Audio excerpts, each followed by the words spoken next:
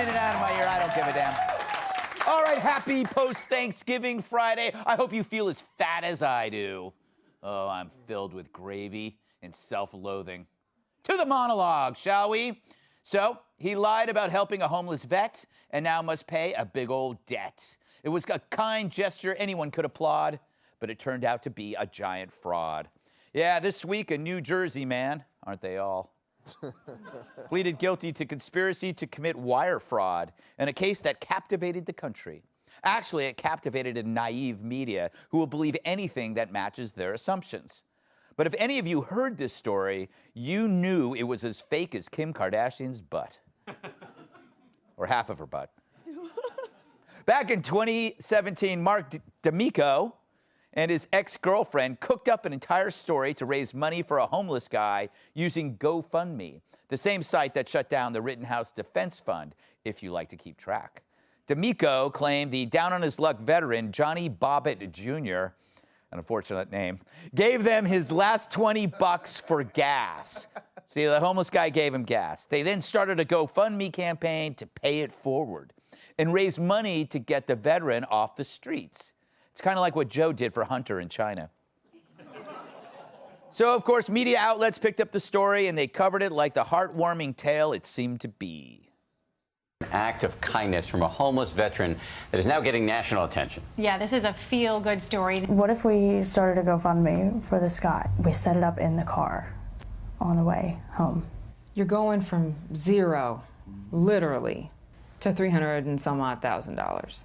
It's like winning the lottery. Johnny Bobbitt was down on his luck, but this morning, after one random act of kindness, thousands of people are pitching in to help the homeless veteran with a heart of gold. A homeless veteran living on the streets in Philadelphia, teaching an entire nation about what it means to give. Anyway, it wasn't true. It turned out to be as heartwarming as a stent filled with hot bacon grease. Yep, like the Nigerian prince who said he wanted to marry me and give me a dowry of 25 million bucks. The story was too good to be true. I flew to meet him in Amsterdam. Stood me up. And I had a hell of a time getting those goats back through customs.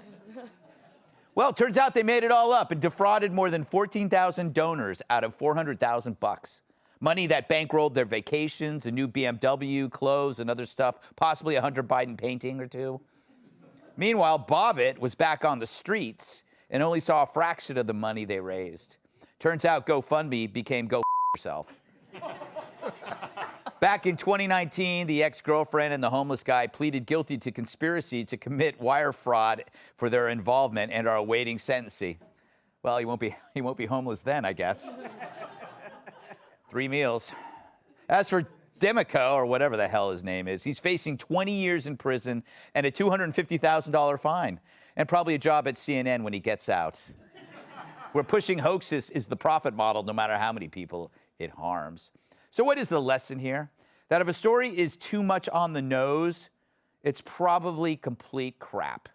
Back when this story came up, we did it as a one more thing on the 5, which meant we probably didn't look at it that closely.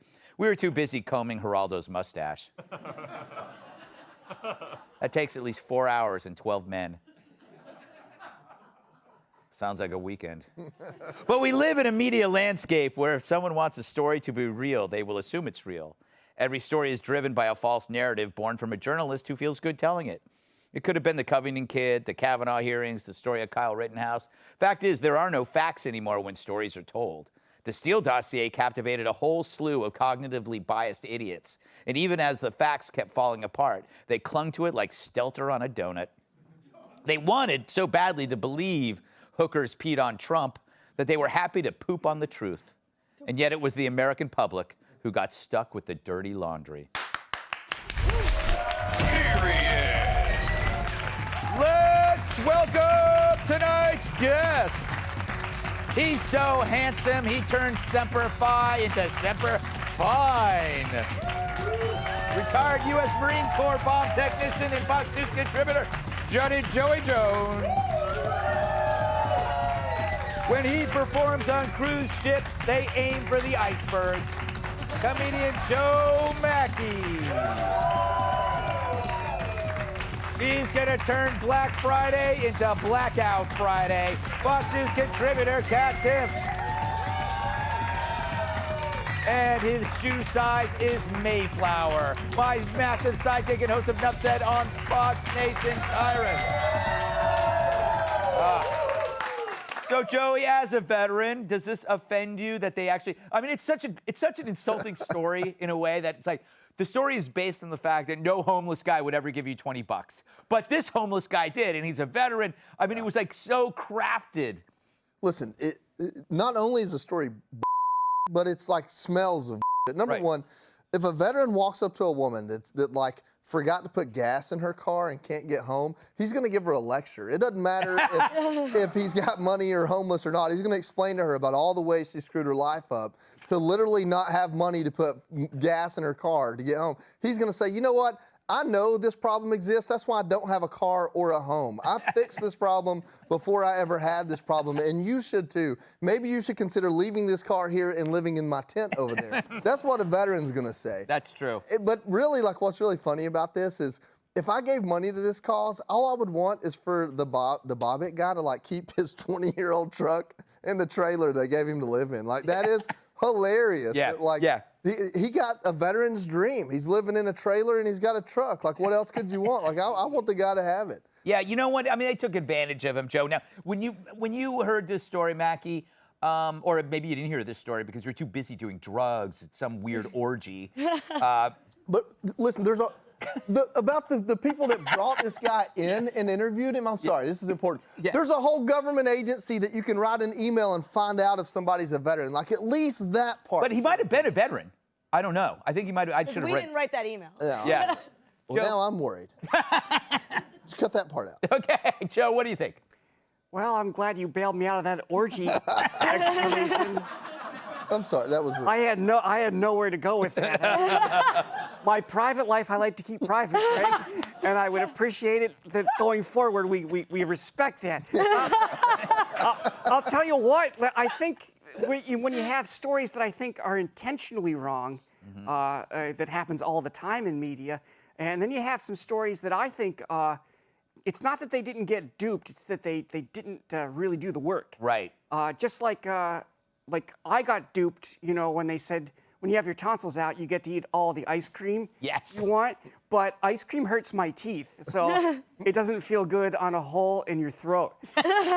And I think what's happening here is you have some local journalists, they don't get paid that well, their stories are used for free on social media, they get to keep all the ad revenue, so people are pressed for time, they don't have time to check the facts, and then basically when the national news here's a feel-good story, they click the retweet button. They don't do any due diligence themselves, and that's why I don't trust any good news. I only like bad news. Yes. Because all bad news is real. Mm-hmm. That's true. It's a tough world, Greg. Yeah. Hard to make a fake obituary. I've tried. Tyrus. I just the hypocrisy kills me. I mean, yeah, they were wrong, but that's nothing different than just you mentioned the dossier, right? Yeah. How many Democratic politicians ran on we're going to get them, Yeah. we're going to do these things, Yeah. and how many people sent checks believing that this was true? Yep. They kept all that money, they profited from it, they bought houses with it, they vacationed with it, and then we found out it was a lie. They just said, well, it was my truth at the time. Right. So what is regular Americans do it, and they're wrong for doing it, but they got to go to jail for 22 years and be publicly shamed, and a politician can just run again. Right, of course. I mean, it's ridiculous that. Why are we so mad at them? This is what our government.